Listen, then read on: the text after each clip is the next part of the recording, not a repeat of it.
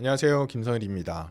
지난 영상에서 금 가격이 어떻게 움직이는가, 어떤 것들이 금 가격 움직임에 영향을 주는가에 대해서 봤었는데, 그때 제가 한 가지 포인트를 되게 가볍게 넘어갔어요. 왜냐하면 그때 데이터를 좀 분석할 게 있어서 킵해뒀던 거고요. 킵해뒀던 내용이 뭐냐면 중앙은행하고 금 가격에 대한 내용입니다. 오늘 한번 자세히 보시고 이 내용을 보시면 중앙은행이 금 매입이 금 가격에 어떻게 영향을 미치는지 알 수 있을 테니까 끝까지 한번 보시면 좋겠습니다. 우선 첫 번째 그림은 중앙은행의 순매입 분기별 데이터이고요. 여기 보시면 이 파란색 막대기가 분기별로 각국 중앙은행의 순매입 양이에요. 여기 보시면 코로나 때죠. 코로나 때 빼고는 전부 다 순매입이 플러스입니다. 10년간 누적으로 한 8,000톤 정도 매수가 됐는데요. 여기 아까 그림에서 이 파란색 선이 순매입 그 막대기로 표시됐던 것이고요. 이 빨간색 선은 금 가격이에요. 그러니까 순매입은 꾸준히 있었는데 들쭉날쭉 했잖아요. 근데 금 가격도 들쭉날쭉 하는데 희한하게 순매입과 금 가격이 그렇게 잘 맞는지는 잘 모르겠다라는 생각이 들죠. 자, 그러면 중앙은행의 순매입이 금 가격을 상승시킨 게 아니냐 이런 질문이 드는데 요 밑에 있는 또 다른 자료를 한번 보셔야 됩니다. 여기 있는 그래프는 1986년 이후로 연단위로 국가별 금 보유 비율을 그린 거예요. 왼쪽에 있는 세로축은 로그로 표시되어 있어요. 참고로 제일 위에 있는 파란색이 유로 지역입니다. 보시면 37, 38, 39% 정도 가지고 있다가 대략 2006년부터 37%에서 30%까지 비율이 줄어요. 그리고 여기 있는 빨간색 선이 미국의 금 보유 비중입니다. 보시면 27% 찍고 쭉 빠져서 22%까지 빠집니다. 이거를 보면 유럽이나 미국의 금 보유량이 변한 거라고 생각할 수도 있는데 그런 건 아니고 다른 국가들이 늘어났습니다. 여기 밑에 있는 것들이 주요하게 많이 늘어난 나라들이에요. 예를 들어서 이 초록색 선이 중국인데요.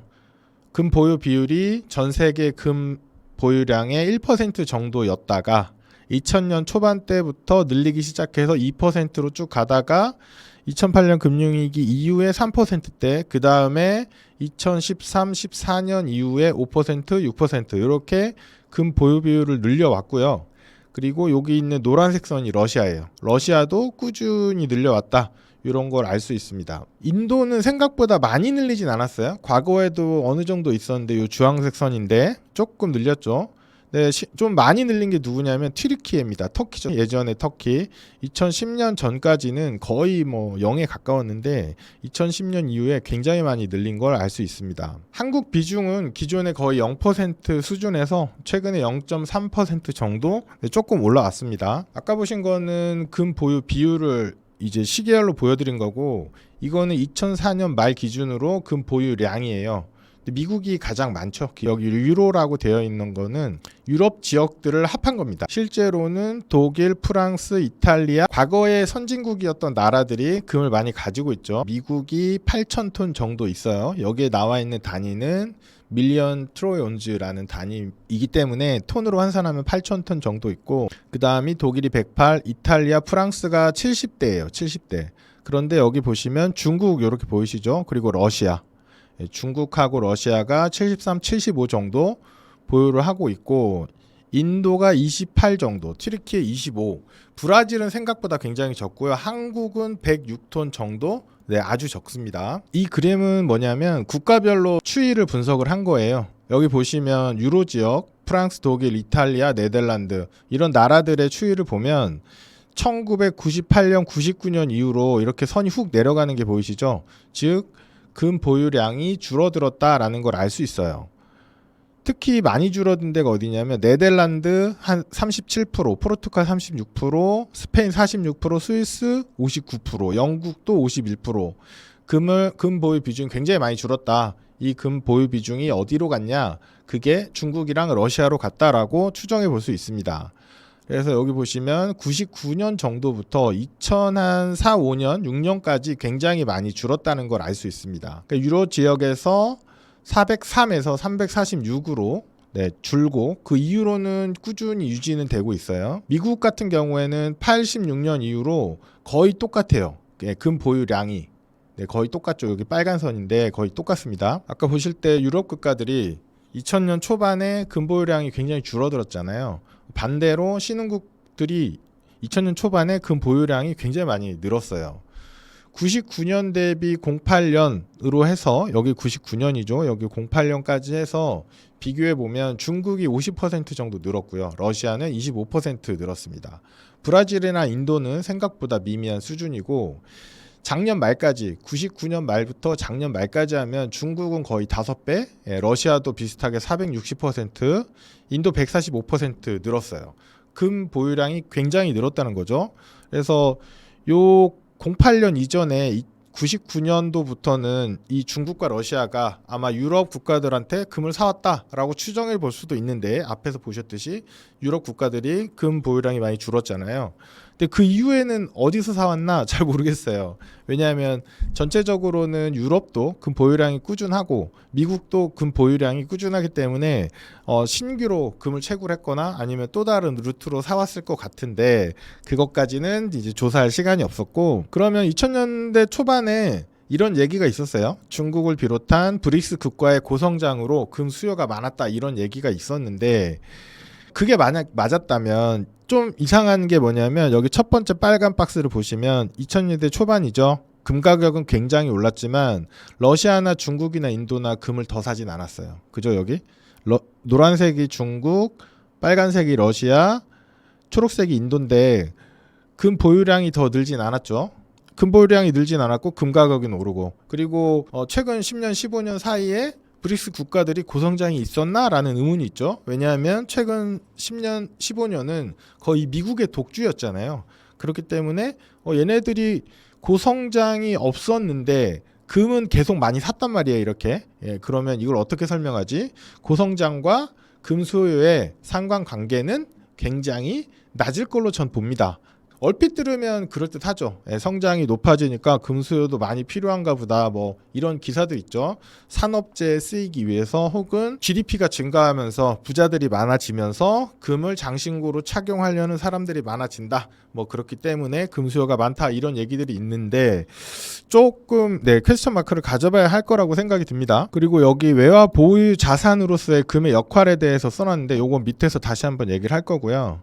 일단 전체적으로 보면 2000년 전까지는 이런 신흥국들이 금을 막 사진 않았어요. 그런데 2000년 이후에 금을 굉장히 많이 샀다.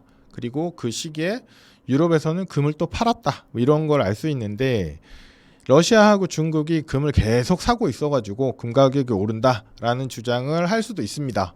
장기적으로 보면 그렇게 주장할 수도 있어요. 그런데 굉장히 장기적인 관점이죠. 굉장히 장기적인 관점이고 아까도 말씀드렸던 요 첫 번째 빨간 박스 부분은 노란색이 중국이고 빨간색이 러시아인데 둘 다 금을 사지 않았어요. 금 보유량이 정체되어 있었죠. 물론 뭐 데이터가 잘못된 걸 수도 있지만 요 데이터는 이제 어느 정도는 신뢰한다고 보고 그냥 가는 겁니다. 그런데 이 시기에 금 매수가 멈췄는데 금 가격은 굉장히 많이 올랐었고요. 2011년부터 5년간 이어진 여기 금이 굉장히 많이 하락했을 때 금 가격이 굉장히 많이 하락한 2011년부터 5년간 이때는 금 가격은 굉장히 많이 하락했는데 러시아는 계속 사고 있었고 중국도 여기 하반기부터는 굉장히 많이 큰 폭으로 매수를 했습니다. 그래서 이 가격 하락을 어떻게 설명할 수 있을 것이냐 이런 문제가 또 있고요. 2020년 이후를 보시면 여기 마지막 빨간 박스인데 오른쪽 세 번째 여기 보시면 금 가격이 계속 우하향했어요. 우하향했고 그때는 뭐 중국이나 러시아나 크게 매수가 없었어요. 그리고 나서 최근 한 2년 정도는 중국이 또 되게 많이 사고 있고 러시아는 안 사고 있고 그래서 중국이 사서 금 가격이 오른다 이런 주장을 할 수도 있을 것 같습니다. 참고로 러시아하고 우크라이나의 최근 전쟁이 2022년부터 시작돼서 러시아는 금 살 돈이 없었나 라는 생각도 살짝 들었고요. 아까 살짝 언급드렸던 내용인데 국가별로 외환 보유고가 있어요. 달러도 가지고 있고 뭐 엔도 가지고 있고 ADR 같은 것도 있고 그런데 금이 생각보다 많이 있습니다. 예를 들어서 미국 같은 경우는 8,000톤 정도의 금을 가지고 있는데 중요한 건 외환 보유액 대비해서 75%를 금으로 가지고 있다는 거고요. 독일도 74%를 금으로 가지고 있다. 그리고 세계에서 세 번째로 금이 많은 곳은 IMF입니다. 그런데 여기는 이제 외환 보유액이라는 개념이 없기 때문에 이 순위에 집계되지 않은 것 같아요. 자, 이탈리아나 프랑스도 외환 보유액 대비 금의 비중이 한 70% 정도 되고요. 러시아는 아직 30% 정도밖에 안 되고 중국은 6% 정도밖에 안 되죠.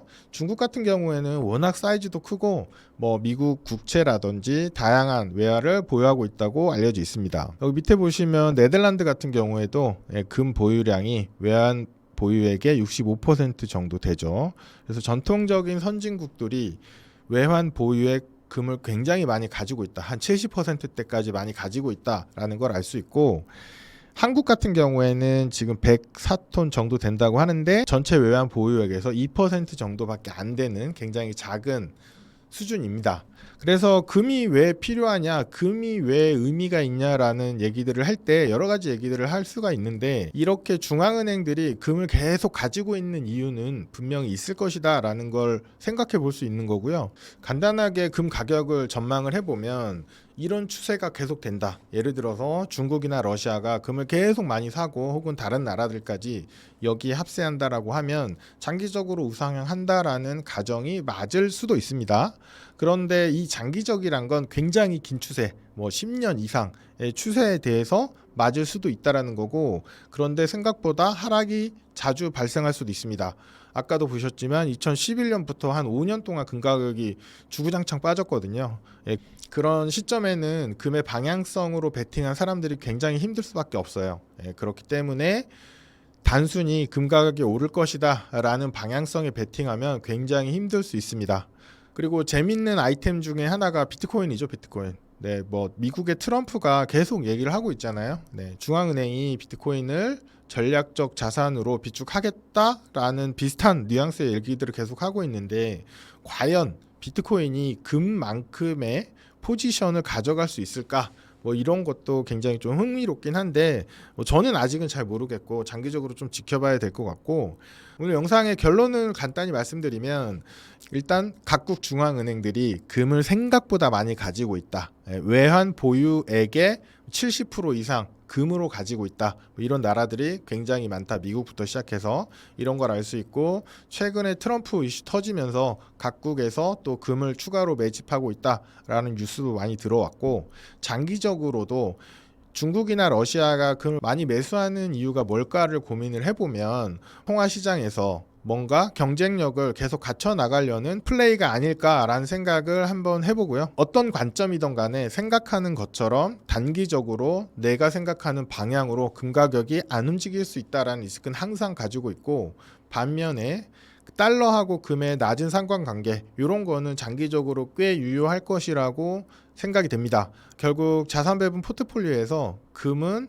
꽤나 유용한 자산으로서 포트폴리오를 보호해주는 역할을 할 것이다. 이렇게 생각이 듭니다. 오늘 영상 여기까지 마치겠습니다. 감사합니다.